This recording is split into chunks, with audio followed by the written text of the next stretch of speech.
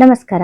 ಇಂದು ಕೃತಜ್ಞ ಕಡೆಯಿಂದ ಮೂರನೆಯ ದಿನದ ಪರಿಚಯ. ಮೂರನೆಯ ದಿನ ಚಂದ್ರಘಂಟಾ ದೇವಿಯನ್ನು ಆರಾಧಿಸುತ್ತೇವೆ.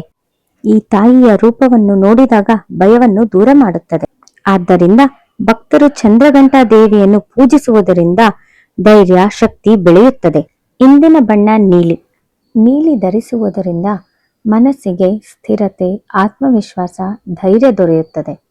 ಇದು ಕ್ರೇಪ್ ಬಟ್ಟೆ, ನಯವಾದ ಹಗುರವಾದ ಬಟ್ಟೆ.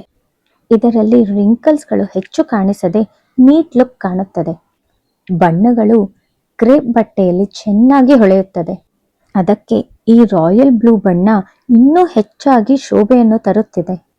ಆದ್ದರಿಂದ ನಾವು ಇಂದು ರಾಯಲ್ ಬ್ಲೂ ಬಣ್ಣದ ಬಟ್ಟೆಯನ್ನು ಆಯ್ಕೆ ಮಾಡಿಕೊಂಡು ಚಂದ್ರಘಂಟಾ ದೇವಿಯ ಧೈರ್ಯ ಮತ್ತು ಶಕ್ತಿಯ ಪ್ರತೀಕವನ್ನು ತೋರಿಸೋಣ.